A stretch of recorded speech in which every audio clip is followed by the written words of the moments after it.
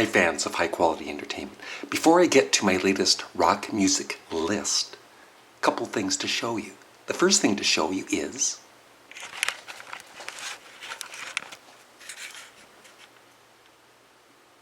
it's snowing again in Ontario, Canada. And I did a recent video in which, I was complaining, like a lot of YouTubers are, about Google saying that my video isn't suitable for most advertisers. And they even did it with my recent food review. And I got the notice yesterday, so of course I put in for a review request, and I don't think they even look at it, but it was approved and now the ads are back on. But it's just so frustrating for us little YouTubers, even though I'm 6'3". And speaking of the Beatles, check out my latest poll on my front page at the top in Community, where you get to vote about the Beatles Revolution number 9. Number 9. Number 9.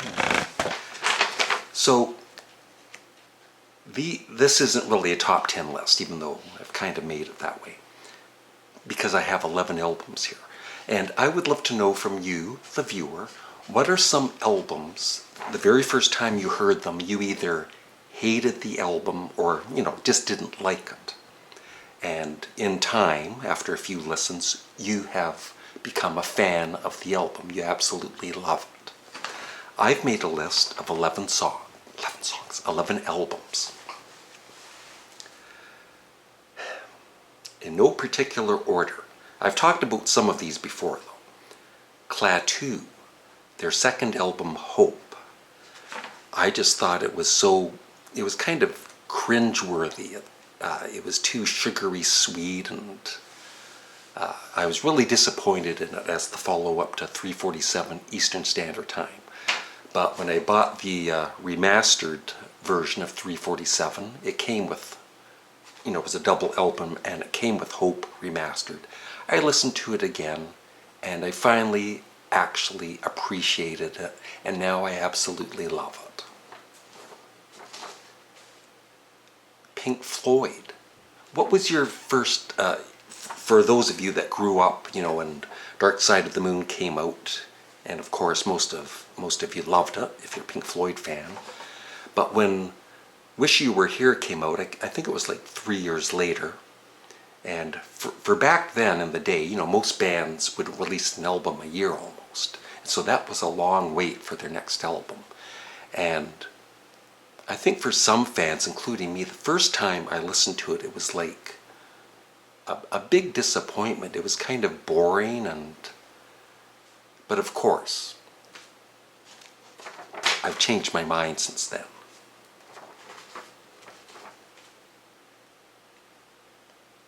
This is a recent album that I always sort of liked. I never hated it, but I just kind of liked it. And just listening to it again in the last month or so, remastered version, Grand Funk Railroad's Survival.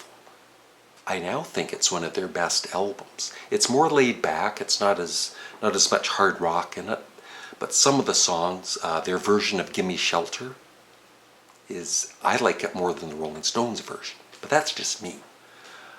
And I Can Feel 'Em in the Morning, a very spiritual song with awesome vocals by Don Brewer and Mark Farner.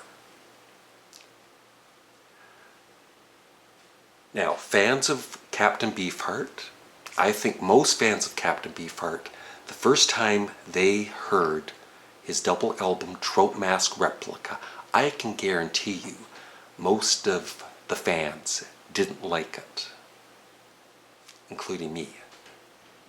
And it might be the one album where you need to listen to it more than once to have it kick in how great it is.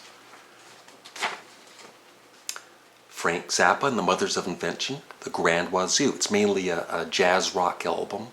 It's similar to his earlier Hot Rats album.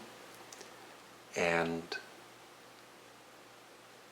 I I just thought it was okay on first listen. I wasn't that impressed with it, but now it's one of my favorite Frank Zappa albums. Now, the same thing with Pink Floyd's Wish You Were Here. Same thing applies to Led Zeppelin's Physical Graffiti. First time I heard it,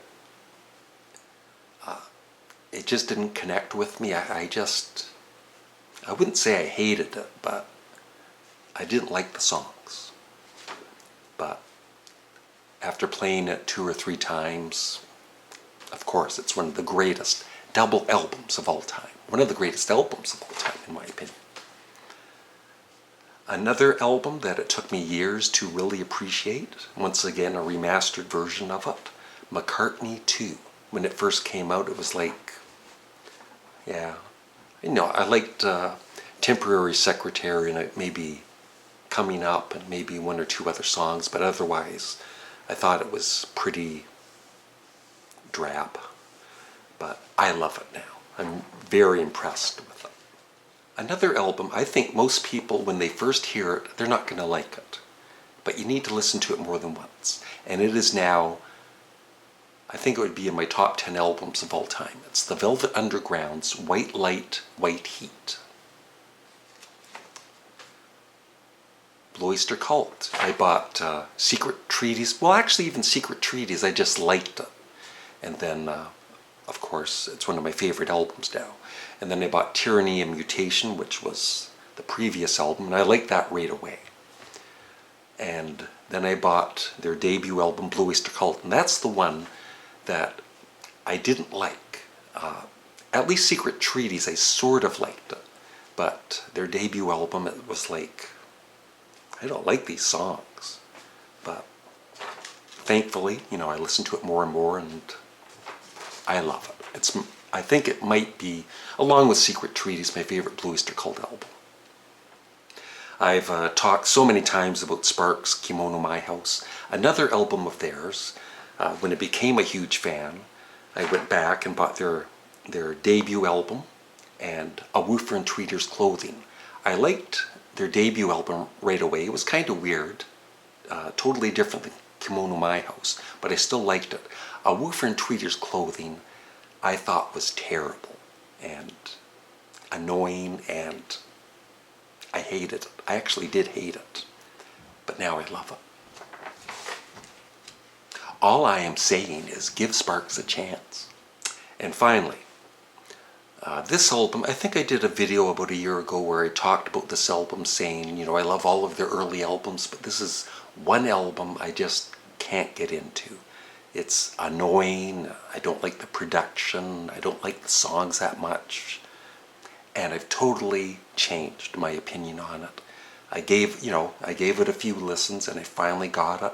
It is the album by Yes called Going for the One. It's now one of my favorite albums of all time. So my advice for you is if you like a band and you hear an album of theirs and you don't like it, listen to it a few times and you might become a fan of the album. It's that simple, just like me. Have a great day. Bye.